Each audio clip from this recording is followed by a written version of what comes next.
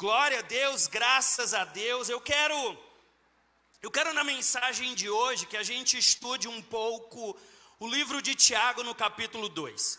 Então a gente vai passear um pouco nessa carta, nessa epístola, nesse lugar onde Tiago, o irmão de Jesus, ele vai trazer tantos assuntos.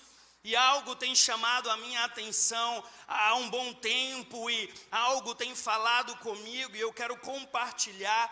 Então a gente vai ficar indo e voltando no capítulo 2 de Tiago. Começando em Tiago, capítulo 2, versículos 10 e 11. Tiago, capítulo 2, versículos 10 e 11.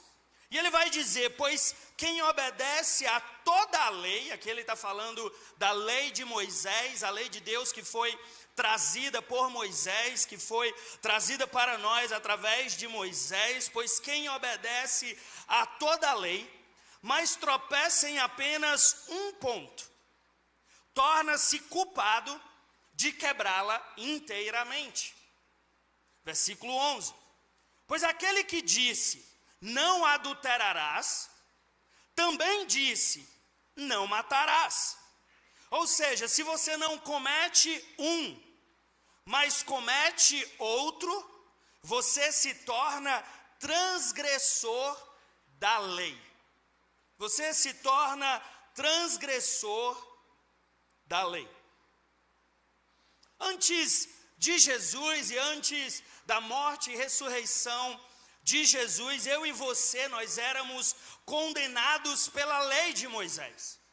A nossa vida e o nosso, como que eu posso dizer, o nosso padrão era medido pela lei de Moisés. Jesus, ele vem e ele leva a lei de Moisés para um lugar ainda mais profundo, um lugar ainda mais sério, dizendo que a lei fala sobre matar, mas se eu odiar já estou quebrando a lei, que a lei fala sobre adulterar, mas se eu olhar com segunda intenção, eu já estou adulterando. Então, pela lei, eu e você, nós éramos condenados. Pela lei, eu e você, nós tínhamos como que eu posso dizer, nós tínhamos aquele carimbo de não consegue, aquele carimbo de não alcançou o que era requerido, aquele carimbo de condenado. Mas quantos são gratos pelas boas novas do Evangelho? Eu amo as boas novas do Evangelho. O Evangelho nos conta, o Evangelho de Jesus nos revela que Cristo nos libertou da lei. Cristo nos libertou do poder da lei. Lá em Gálatas, capítulo 3, versículo 13, Gálatas 3, 13, o apóstolo Paulo, ele vai nos dizer, e ele fala: Cristo nos redimiu da maldição da lei. Quantos podem dizer graças a Deus? Cristo nos redimiu da maldição da lei quando se tornou maldição em nosso lugar. Pois está escrito: maldito todo aquele que for pendurado num madeiro. O Evangelho das boas novas também fala que Cristo, ele nos livrou da condenação que tínhamos pela lei. Romanos capítulo 8, versículos 1 e 2. Mais uma vez o apóstolo Paulo, ele vai reforçar esse entendimento. Romanos 8, 1 e 2, portanto, agora, diz comigo, agora já não há condenação para os que estão em Cristo Jesus. Quantos podem dizer graças a Deus? Versículo 2, porque por meio de Cristo Jesus, a lei do Espírito da vida, me libertou da lei do pecado e da morte. Cristo, ele nos libertou da lei, nos livrou da condenação, e ele nos salvou pela graça. Ele nos salva pela graça. A salvação de Deus é um presente que recebemos. Efésios capítulo 2, versículos 8 e 9, o apóstolo Paulo, ele vai trazer isso de uma forma muito clara, muito direta. Efésios 2, 8 a 9, ele fala para mim, ele fala para você, e ele nos ensina: pois vocês são salvos pela graça, por meio da fé. E isso não vem de vocês, é dom de Deus, é presente de Deus. Quantos podem dizer graças a Deus? Versículo 9, ele reforça, não por obras, não por merecimento, não porque eu sou bonzinho, não porque eu tenho uma religião A, não porque eu vou para a igreja B, para que ninguém se glorie. Cristo, o evangelho de Cristo, o evangelho da graça, nos liberta da lei, nos livra da condenação e nos salva pela graça, é uma ação de Deus para conosco. Voltando agora para o livro de Tiago, falei que a gente vai estudar um pouquinho o livro de Tiago.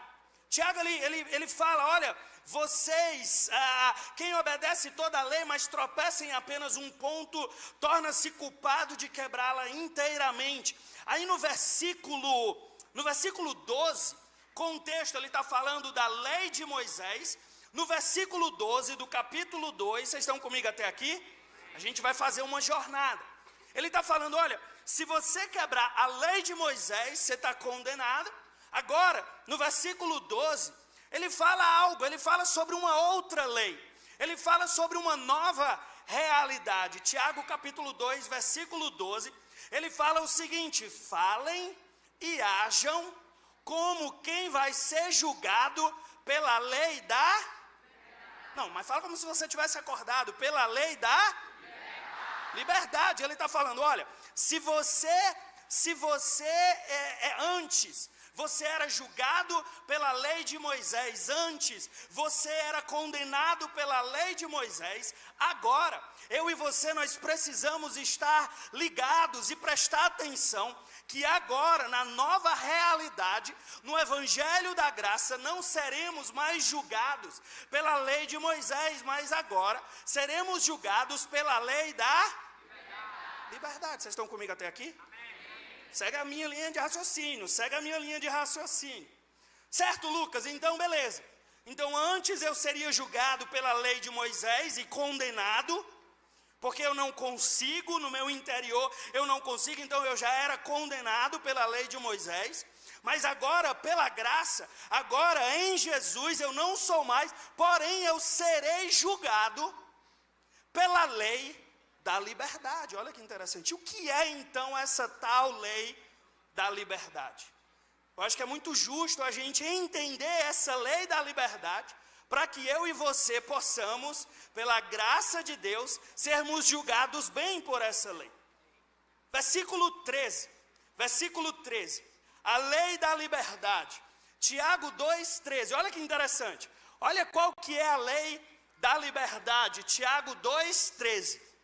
Porque será exercido juízo sem misericórdia. A gente está falando de julgamento. Ele fala no versículo 12, vocês serão julgados. Você tem que falar e agir como quem vai ser julgado pela lei da liberdade. Então ele está falando, olha, a lei da liberdade diz que será exercido juízo sem misericórdia sobre quem não foi o quê? Sobre quem não foi?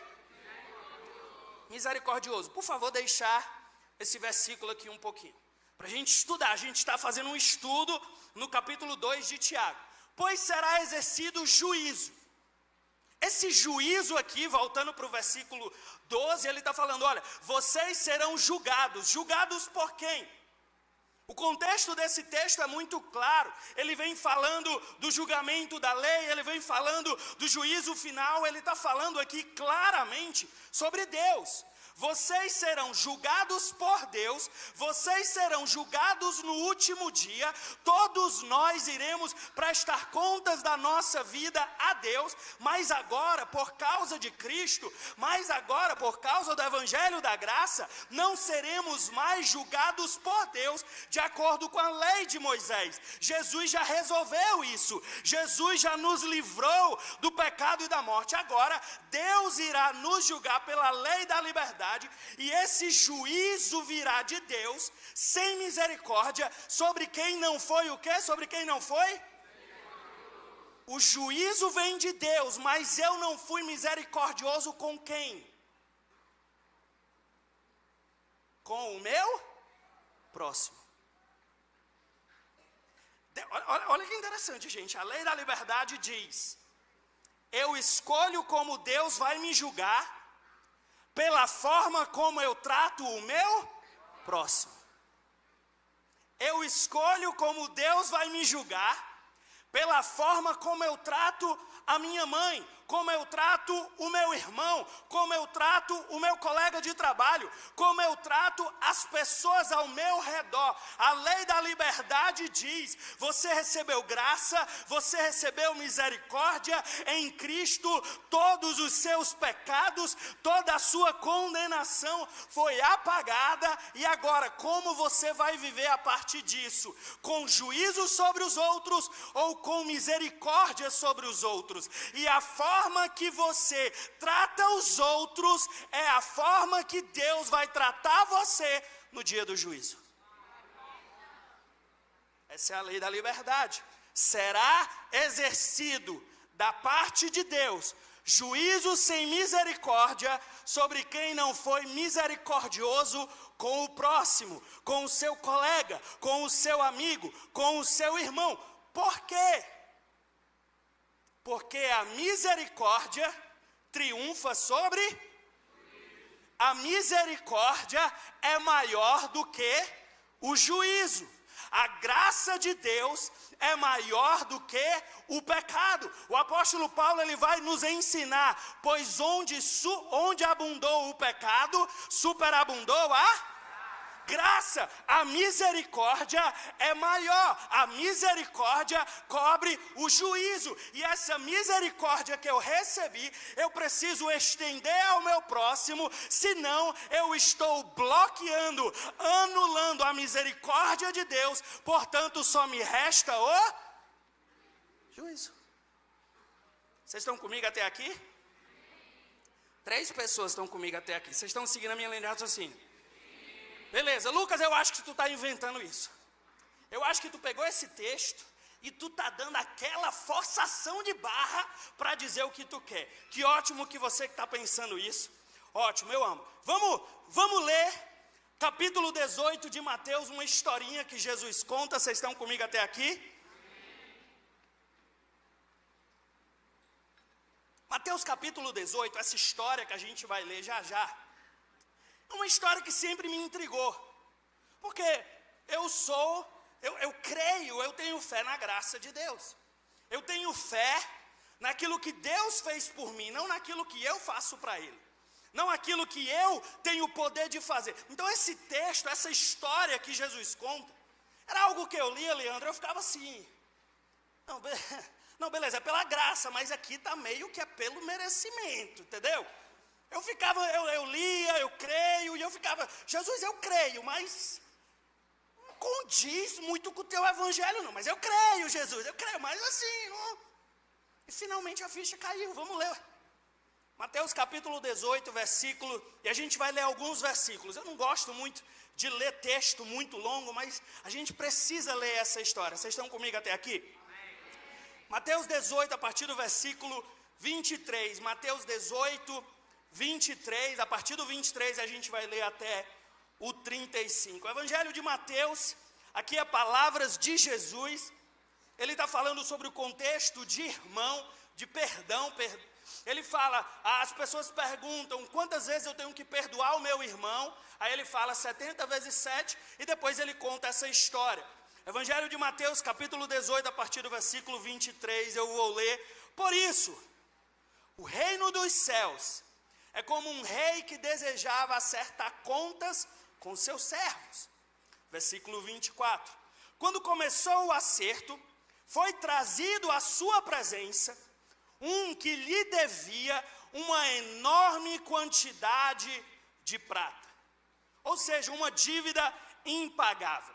Para a gente entender o tamanho dessa dívida, uma moeda de prata naquela época, uma moeda de prata era mais ou menos um mês de salário. Então, uma moeda de prata, naquela época, era mais ou menos um mês de salário. Então, ele devia uma enorme quantidade de prata, uma dívida impagável.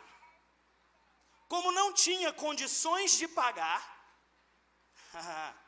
o Senhor ordenou que ele, sua mulher, seus filhos e tudo que ele possuía fossem vendidos para o quê? Pagar a dívida.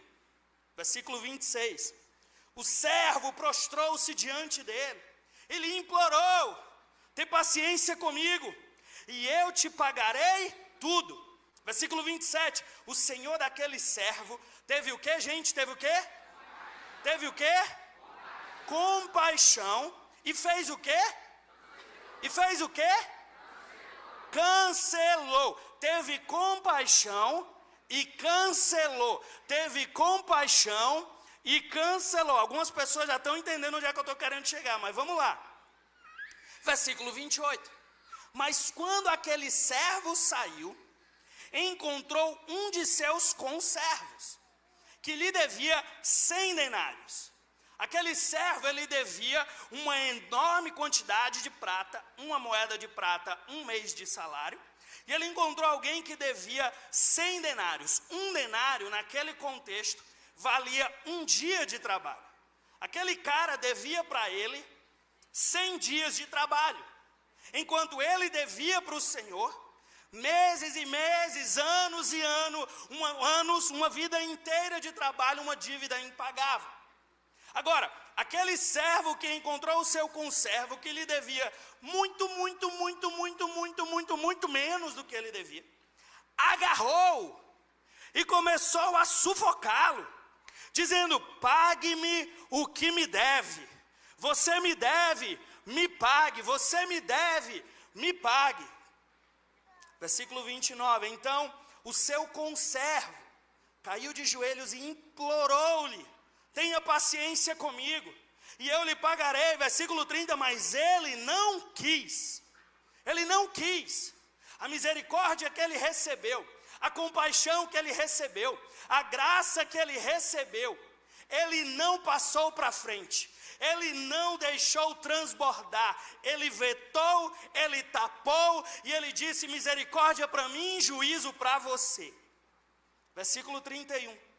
Quando os outros servos, companheiros dele, viram o que havia acontecido, ficaram muito tristes e foram contar ao seu senhor tudo o que havia acontecido.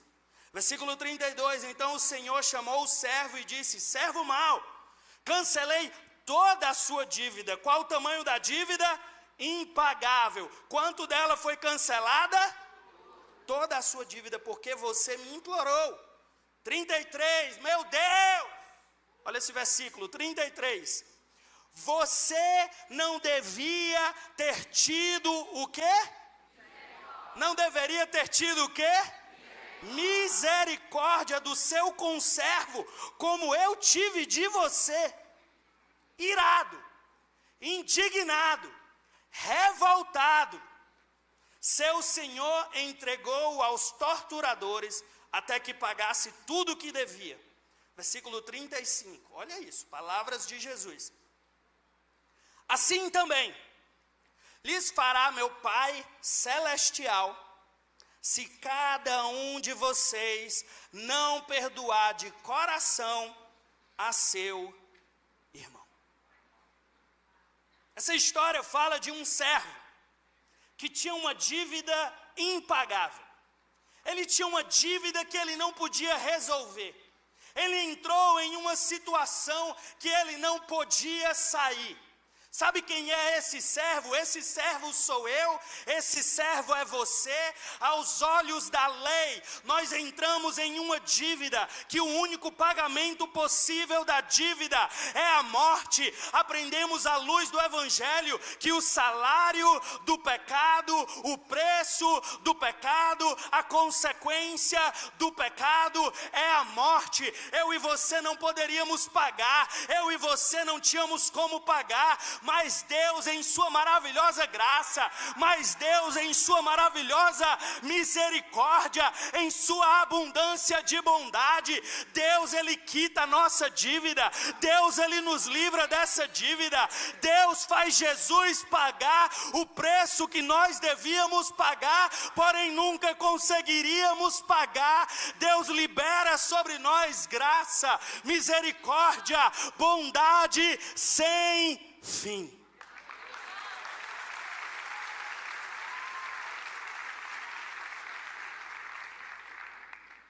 a gente vai viver a nossa vida. A gente vai trabalhar, a gente vai estudar, a gente vai para casa. Qual o tamanho da nossa dívida agora? 0. Graça abundante, misericórdia abundante. Sendo que aí no nosso trabalho, alguém apronta com a gente. Alguém puxa o nosso tapete. Sendo que na nossa casa, alguém apronta com a gente. Alguém fala o que não devia. Alguém mete o dedo na nossa ferida. Sendo que na nossa escola, alguém fala mal da gente. Alguém faz algo para ferir a gente. E a grande pergunta agora é: como perdoados, como cheios da graça de Deus, como cheios da misericórdia de Deus, como é que nós vamos agir com o próximo? A partir desse lugar de completamente perdoados, eu escolho cobrar. Eu escolho dizer, você me deve. Ei, você tem que fazer o bem comigo. Ei, quem você acha que você é? Ei, eu tenho os meus direitos. Eu vou para as redes sociais e eu começo a fazer vídeo, e eu começo a esculhambar, e eu começo a dizer, e eu começo a cobrar, porque eu tenho os meus direitos. Ninguém pisa no meu calo, ninguém fala no meu nome, ninguém toca na minha vida, porque eu tenho direitos. Ou será que a gente muda a nossa mentalidade, a gente passa a entender, peraí, Deus também tinha direitos de cobrar a minha condenação, mas Ele escolheu pagar esse direito, Ele escolheu cancelar esse direito, Ele escolheu cancelar essa dívida. Porque eu daria juízo se o que eu recebi foi misericórdia? Porque eu daria condenação se o que me foi derramado foi graça? Porque eu falaria mal? Porque eu faria mal? Porque eu pagaria o mal com o mal se me foi pago o mal com o bem?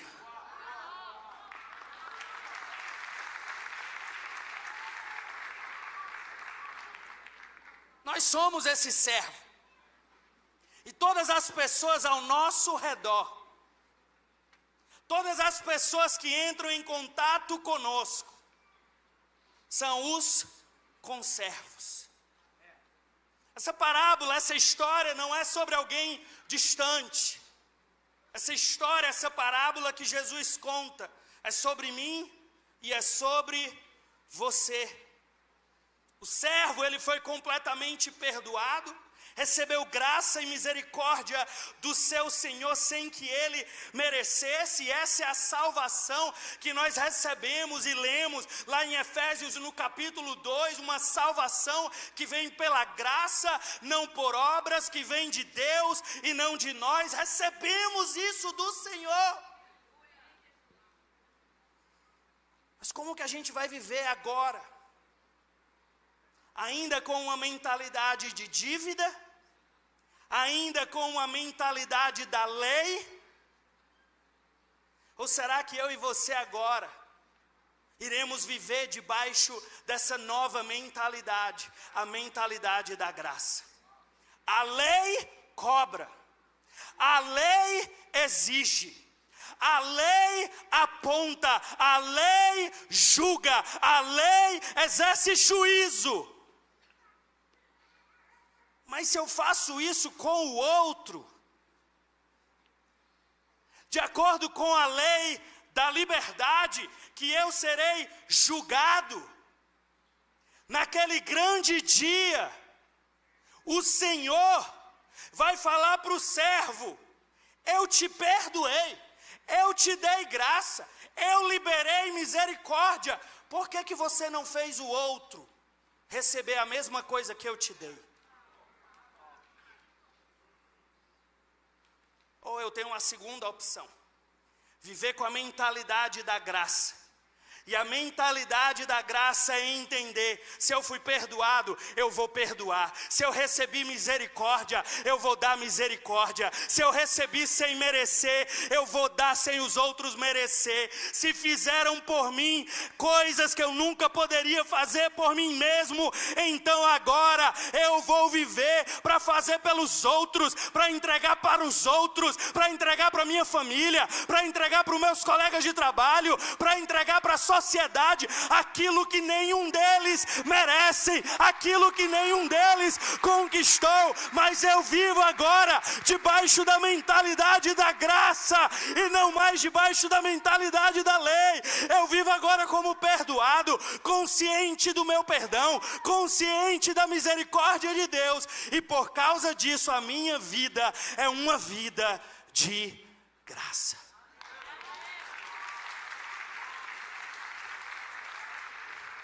Naquele grande dia, o Senhor vai olhar para mim, o Senhor vai olhar para você e Ele vai dizer: muito bem, servo bom e fiel. Muito bem, servo bom e fiel. Você entendeu que a graça que eu dispensei para você, que a misericórdia que eu dispensei para você, que o perdão que eu dispensei para você não parava em você, mas deveria fluir através de você. Por isso, entra no gozo do teu Senhor.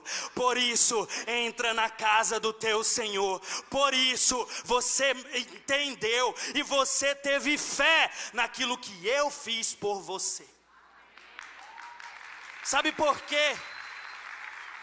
Sabe por que aquele servo não pôde dar daquilo que ele recebeu? Entenda isso, e isso é chave para a gente entender tudo que eu estou falando. Sabe por que aquele servo não entendeu? Porque aquele servo passou tanto tempo debaixo da condenação da dívida, passou tanto tempo preocupado com a dívida, passou tantas noites pensando na dívida, passou tanto tempo ocupando a mente dele com a dívida, que mesmo quando ele foi perdoado, ele continuou na mentalidade da dívida, ele continuou na mentalidade da condenação, ele continuou tendo mais fé na condenação do que na salvação, tendo mais fé na dívida do que no perdão. E quando o outro chegou perto dele, ele quis cobrar, porque na mentalidade dele, ele ainda devia, e quando você está devendo, qualquer centavo importa. Aquele servo, mesmo perdoado,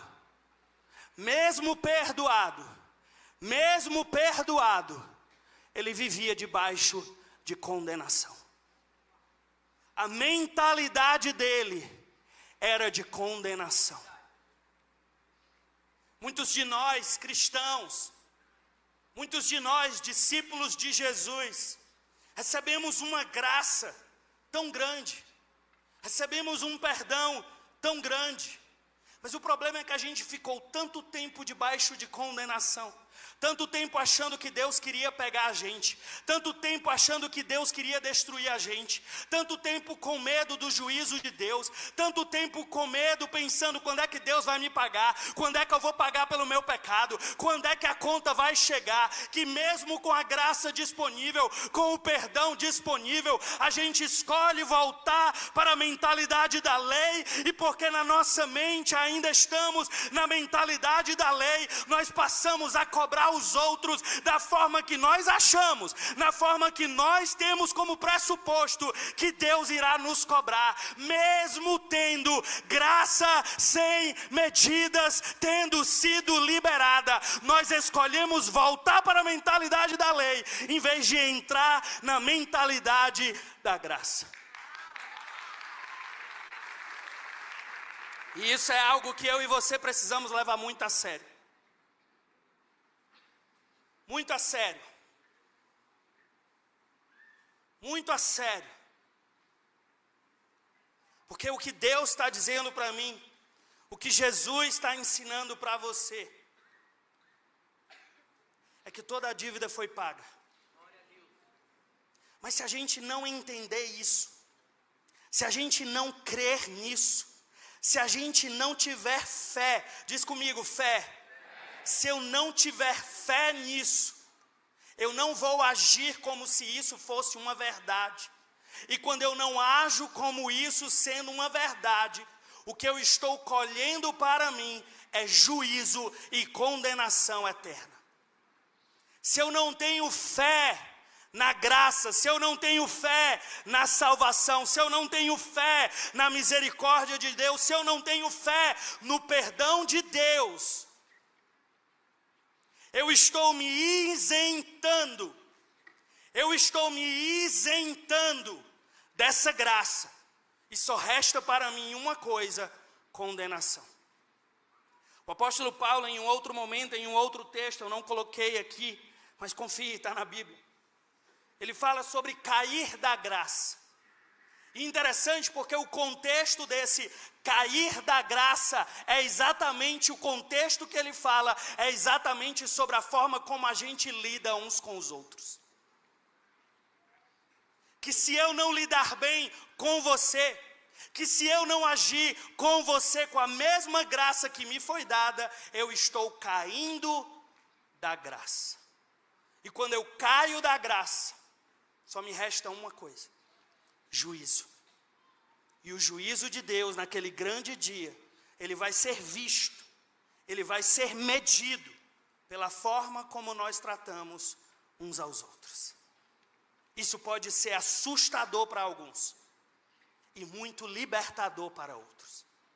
Assustador para alguns e também libertador para outros. Agora, você precisa entender, a gente está estudando o capítulo 2 de Tiago. Vocês estão comigo ainda? 3 pessoas, vocês estão comigo ainda? Olha a ordem das coisas para Tiago. Ele está falando sobre a condenação que teríamos pela lei. Aí ele fala que agora, na verdade, não seremos mais julgados pela lei de Moisés, mas pela lei da liberdade. E a lei da liberdade fala que se eu exerço misericórdia como prova da misericórdia que Deus teve para mim, serei julgado com misericórdia, mas se eu exerço juízo, porque verdadeiramente não criei na misericórdia, então será exercido juízo. E aí agora ele segue para algo que muitos de nós falamos, que muitos de nós pregamos, que muitos de nós acreditamos, mas a gente não entende o contexto, porque ele segue a linha de raciocínio e aí ele começa a falar sobre uma coisinha chamada fé e obras. Ele começa a falar sobre, por acaso você tem fé e não tem obras? Aí ele está dizendo, a sua fé é nula. Uma das principais coisas que nós entendemos, o nosso querido Rafael Elian falou sobre os fundamentos, e uma das coisas que eu e você precisamos entender sobre a palavra de Deus, sobre a Bíblia, é o poder do contexto. Diz comigo, contexto. O contexto de fé e obras, é a forma como nós tratamos uns aos outros. Aí ele diz, mostre-me a sua fé. Calma. Mostre-me a sua fé e eu te mostrarei as minhas obras. O que é que ele está falando? Mostre que você tem fé no perdão de Deus. Mostre que você tem fé na graça de Deus. Mostre que você tem fé na misericórdia de Deus pela obra que você produz de fé, graça e misericórdia sobre os outros. Ele está falando, não tem como eu dizer, eu creio no perdão de Deus, se eu não perdoo os outros. Isso é fé sem obras e essa fé é nula. Não tem como eu dizer, eu creio na graça de Deus, se o que eu estendo para os outros é juízo. Essa fé que eu digo que tenho, ela é morta, eu não tenho. E o assustador é que tem muita gente dizendo, eu tenho fé na salvação de Jesus, mas vive uma vida para com o próximo, para com os outros, de condenação. Deixa eu te falar uma coisa, essa fé que você diz ter, ela é nula, ela é irreal, ela não existe, e eu e você precisamos levar isso muito a sério. Se eu tenho fé na salvação de Jesus, se eu tenho fé na cruz de Jesus, se eu deposito a minha fé naquilo que Jesus fez, então ela vai produzir isso como obra para os outros. Ela vai ser vista na forma como eu trato os outros.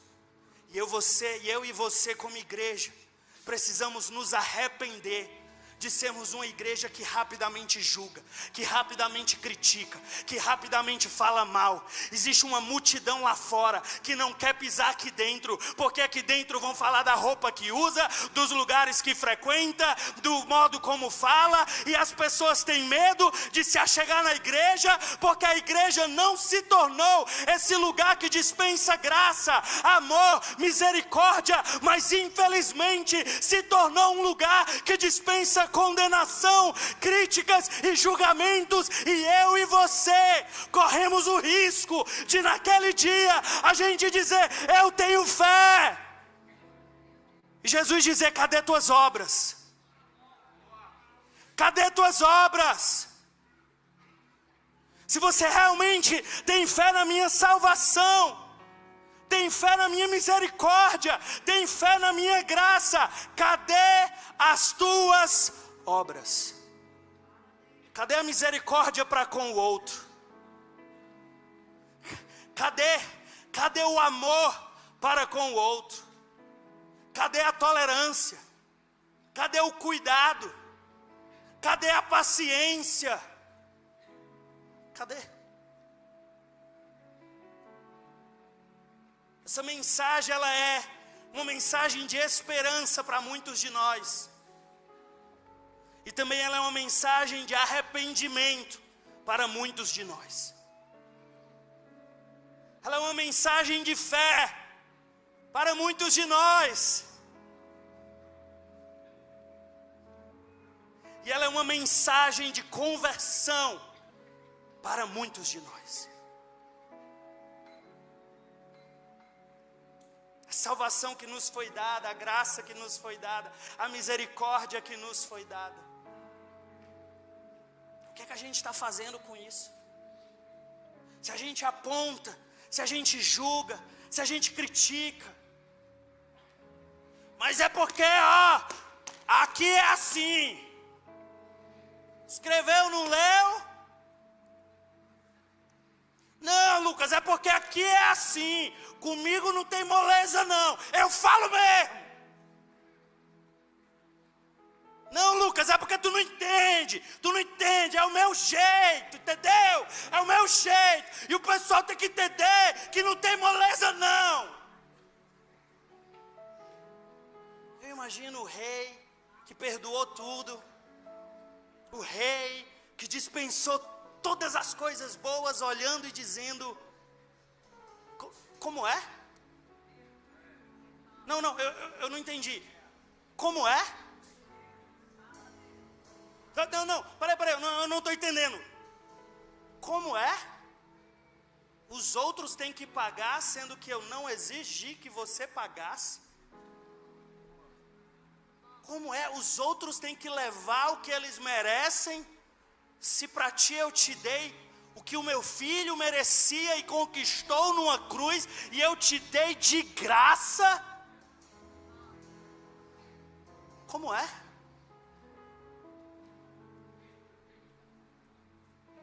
Eu não sei você, sendo muito sincero, eu não sei você, mas eu quero naquele grande dia,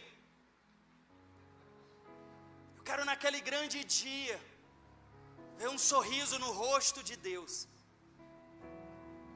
É um sorriso no rosto de Deus e ouvir Ele dizendo: Lucas, você entendeu. Lucas, você entendeu o tamanho do teu perdão.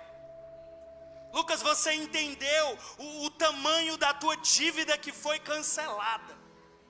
Lucas, você entendeu. E eu vou dizer: mas eu entendi como, Senhor? E aí ele vai dizer: sabe como é que eu sei que você entendeu? Porque quando pisaram no teu calo,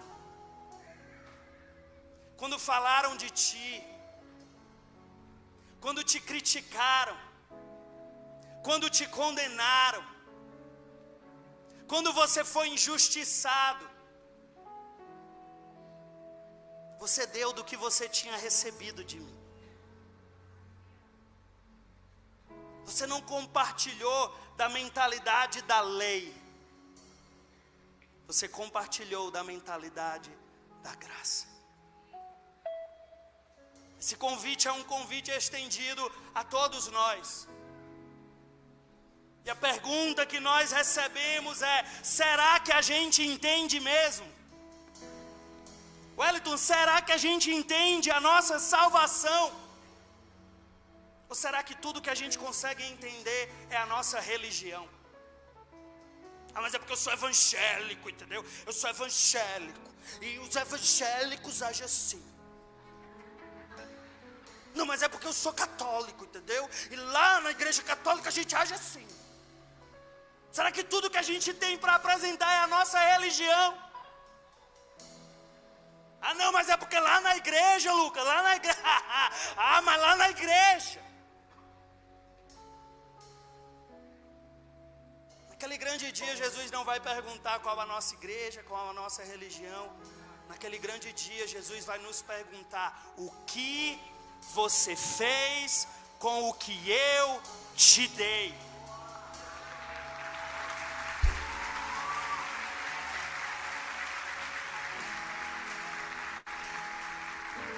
As nossas obras, elas vão testificar ou elas vão anular a fé que nós professamos. As nossas obras, os nossos comportamentos para com o próximo, vão testificar ou vão anular a salvação que dizemos que temos. Porque naquele grande dia a gente não vai ser mais julgado pela lei de Moisés. Jesus resolveu isso. Naquele grande dia, eu e você seremos julgados pela lei da liberdade. E a lei da liberdade diz: a misericórdia triunfa sobre o juízo.